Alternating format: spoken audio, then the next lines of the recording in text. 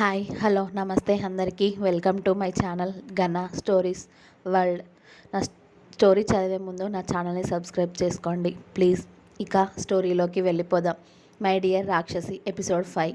అసలు మీరు ఇంకా ఎందుకు భోజనం చేయలేదు? ఈ 3 రోజులు ఎక్కడికి వెళ్ళారు ఆర్యన్ గారు అని అడిగింది అవంతిక. ఆర్యన్ అవంతిక ఒడిలో పడుకొని ఆమె చేయి అందుకొని ఆమె వేళ్ళకి మెటికలు విరుస్తూ, మీ చెల్లికి ట్రీట్మెంట్ కోసం లండన్ వెళ్ళానే, కానీ ఆ తొందరలో నీకు చెప్పడం మర్చిపోయాను. అంటే చెల్లిని లండన్కి తీసుకెళ్లారా అని అడిగింది అవంతిక ఆమె పైటని మళ్ళీ వేసుకుంటూ.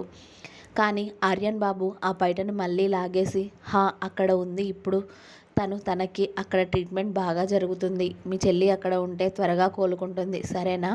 కానీ అక్కడ చెల్లిని ఎవరు చూసుకుంటారు ఆర్యన్ గారు అంది అవంతిక. ఒసేయ్, అక్కడ హాస్పిటల్ వాళ్ళే మీ చెల్లిని బాగా చూసుకుంటారు.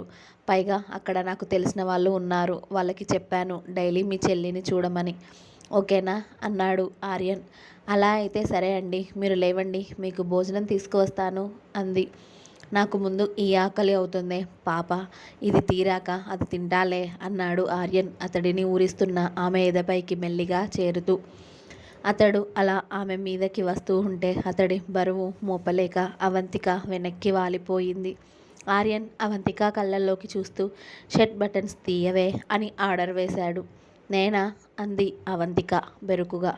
ఇంకా ఎవరైనా ఇక్కడ ఉన్నారా అవి తీయడానికి మరి అన్నాడు ఆర్యన్ వెటకారంగా. అతడి వెటకారానికి అవంతిక బుంగమూతి పెట్టుకొని అతడిని చూసింది. అలా చూడకే, ఇప్పటికే పిచ్చెక్కిపోతున్నా అంటూ ఆమె బుజ్జి పెదాలని పట్టుకొని లాగుతూ, నువ్వు అలా చూస్తే ఇంకా నిన్ను వదలబుద్ధి అవ్వదే నాకు అంటూ ఆమె వస్త్రాలు ఒక్కోటి తీస్తూ ఆమె బటన్స్ ఓపెన్ చేసిన షర్ట్ని పక్కకి విసిరి అతడి డ్రెస్ కూడా పూర్తిగా తీసేసి ఆమె మీదకి చేరిపోయి మెల్లిగా ప్రణయపు యుద్ధానికి స్వీకారం చుట్టాడు. అతడు ఇస్తున్న తీయని బాధకి ఆమె మత్తుగా మూలుగుతూ అతడికి అనుగుణంగా మారుతూ ఆమెని అతడికి ఇచ్చేసుకుంది. 2 గంటల తర్వాత ఆర్యన్ అవంతిక ఎదమీద పడుకొని రాక్షసి అని పిలిచాడు. చెప్పండి అంది అవంతిక అతడి హెయిర్ని ఆమె వేళ్లతో వెనక్కి అంటూ. ఆకలి అవుతుందే, కానీ నాకు నిన్ను వదలాలి అని లేదు కదే అన్నాడు. అబ్బా ఆర్యన్ గారు, నేను ఎక్కడికి వెళ్తాను? మీ దగ్గరే ఉంటాను కదా, కావాలంటే భోజనం చేశాక మళ్ళీ మీ ఇష్టం. ఇప్పుడైతే కాస్త తిందురులేండి అంది అవంతిక. నిజంగానా? నా ఇష్టమా అని అడిగాడు ఆర్యన్ ఎగ్జైట్గా. అతడి ఆరాటాన్ని చూసి నవ్వుతూ, నిజంగా మీ ఇష్టమే అని అంది అవంతిక ఆర్యన్ చెంపపై చేయి వేసి. ఓకే, అయితే భోజనం తీసుకురా అని ఆమె చెయ్యికి ముద్దు ఇచ్చి వదిలాడు ఆర్యన్. అవంతిక ఆర్యన్ని చూసి నవ్వుతూ లేచి వెళ్ళి డ్రెస్ వేసుకొని కర్రీస్ హీట్ చేసి అతడి కోసం ఆమ్లెట్ వేసి ప్లేట్లో రైస్ వడ్డించి తీసుకొచ్చింది. ఫుడ్ ప్లేట్ చూడగానే ఆర్యన్ సరిగ్గా కూర్చోవడంతో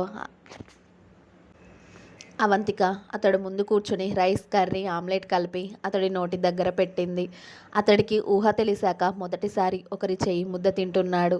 ఆర్యన్ అవంతిక కళ్ళల్లోకి సూటిగా చూస్తూ ఆ ముద్ద అందుకున్నాడు. అతడి పెదాలు ఆమె వేళ్ళకి తాకుతుంటే ఏదో తెలియని అలజడికి గురవుతుంది అవంతిక. ఆమెని పూర్తిగా అతనికి అప్పచెప్పుకున్నాక కూడా అతని స్పర్శ ఆమెకు కొత్తగానే ఉంది. ఆమె తినిపిస్తుంటే హాయిగా తినేస్తున్నాడు. ఆర్యన్ ఆమె తినిపించినంతసేపు కూడా ఆమె కళ్ళల్లోకే చూస్తూ ఉన్నాడు అతడు. లాస్ట్ ముద్ద ఆర్యన్కి తినిపిస్తూ, ఎందుకలా చూస్తున్నారండి అని అడిగింది అవంతిక.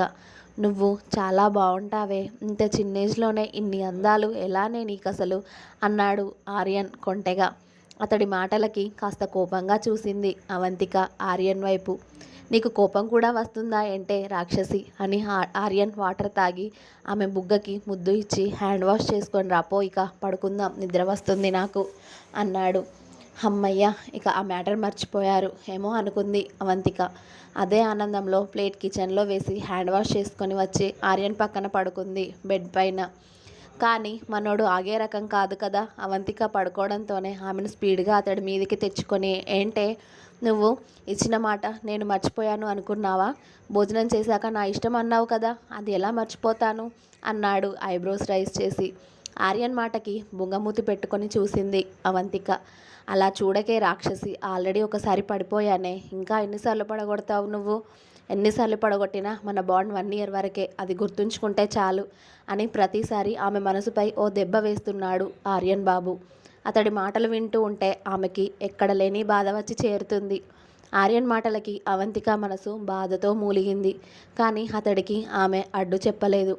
ఆమె జీవితమే ఇతడికి రాసిచ్చింది. అతడిలో ఆమెలు కలుపుకున్న రోజే. ఇక ఒడ్డు చేర్చడమైనా సంద్రంలో ముంచేయడమైనా అతని ఇష్టమే. ఆమె జీవితం మీద ఆమెకు ఏ హక్కు లేదు. ఇక అంతా అతడి ఇష్టమే అనుకుంది అవంతిక.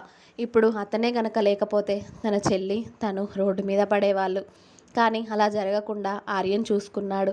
కానీ దానికి బదులుగా ఆమెను అతడు కోరుకున్నాడు. అలాగే పెళ్లి చేసుకుంటున్నాను అంటున్నాడు. కానీ దానికి ఒప్పందం అంటూ మధ్యలో అడ్డు పెడుతున్నాడు. ఇవన్నీ జరిగినా తనకు బాధ లేదు. కానీ ఆర్యన్ తనని మధ్యలోనే వదిలేస్తా అంటేనే ఎనలేని దుఃఖం పొంగుకు వస్తూ ఉంది అవంతికకి. కానీ ఏం చేయలేని, ఏం మాట్లాడలేని నిస్సహాయ స్థితి అవంతికది. చూడాలి మరి మధ్యలోనే అవంతికని వదిలేస్తాడో, లేకపోతే అవంతిక వేలు పట్టి జీవితాంతం తోడుగా ఉంచుకుంటాడో ఆర్యన్ బాబు. ఓయ్, ఏం చేస్తున్నావే? అంతలా ఏమి ఆలోచిస్తున్నావు? బుర్రలు బద్దలు కొట్టుకునే అంతా అన్నాడు ఆర్యన్. ఏం లేదండి అంది అవంతిక మెల్లిగా. నువ్వు బెల్లం పోస్ట్ ఇప్పుడే కొట్టేసేలా ఉన్నావు కదే, ముందే ఏవండి అంటూ మొగుడిని పిలిచినట్టు పిలుస్తున్నావు అంటూ. అయినా కూడా అలా కూడా బాగుందే అన్నాడు ఆర్యన్. అతడి మాటలకి నవ్వాలో ఏడవాలో కూడా అర్థం అవ్వట్లేదు అవంతికకి. అది వెటకారమో ఏంటో అర్థం కాకుండా మాట్లాడతాడు. బాగున్నావంటాడు, నువ్వు కావాలి అంటాడు, నచ్చావు అంటాడు, కానీ మధ్యలో వదిలేస్తాను అంటాడు. అతడి తీరు ఆమెకు ఏమాత్రం అర్థం కాలేదు. ఇక ముందు ముందు మరి ఆర్యన్ బాబుతో ఎలా నెట్టుకొస్తుందో ఏంటో అవంతిక పాప. ఆమె ఆలోచనలో ఉండగానే అతడు ఆమెలో చేరిపోయి ఆమె నోటి నుండి గట్టిగా ఒక కేక రప్పించాడు ఆర్యన్. అతడి ఒత్తిళ్లకు ఆమె చేతిలో బెడ్షీట్ నలిగిపోతూ ఉంటే ఆమె చేతుల్లో ఉన్న బెడ్షీట్ని వదిలేసి ఆమె అరచేతులని అతడి అరిచేతుల్లో కలిపి పట్టుకున్నాడు ఆర్యన్. కాసేపటి తర్వాత అవంతిక గుండెలపై తల పెట్టుకొని ఆమె నడుమును చుట్టేసి ఆమె మీద ఒక కాలు వేసి ఆమెను గట్టిగా పట్టుకొని మరీ హాయిగా నిద్రపోతూ ఉన్నాడు ఆర్యన్ బాబు. అది చూసి అవంతికకి చిన్నగా నవ్వు వచ్చి, ఇప్పటి వరకు రణరంగం సృష్టించి ఇప్పుడు చూడండి ఎలా హాయిగా నిద్రపోతున్నాడు, చిన్న పాపలాగా. ఇంత క్యూట్గా ఉన్నారో తెలుసా? అసలు మీరు చిన్న బాబులా కనిపిస్తున్నారు ఇలా. కానీ చేసేవి అన్నీ అల్లరి పనులే అని ఆర్యన్ని ముద్దుగా తిట్టుకుంది. అలా ఆర్యన్కి మెలకువ వచ్చేసరికి ఉదయం 9 గంటలు అవుతుంది. అప్పటికి అవంతిక ఇంకా నిద్రపోతూ ఉండేసరికి ఆమెను డిస్టర్బ్ చేయకుండా లేచి అతడు ఫ్రెష్ అయి వచ్చాడు. ఆఫీస్ వర్క్ ఉంటే ఆమెను చూస్తూనే బెడ్ పక్కన కూర్చొని అతని ల్యాప్టాప్లో వర్క్ చేసుకుంటూ ఆమెకు కావాల్సిన డ్రెస్సెస్ ఐటమ్స్ అన్నీ ఆర్డర్ పెట్టేశాడు ఓవైపు. ఇంకా ఉంది. Please subscribe my channel Gana stories world. Thank you.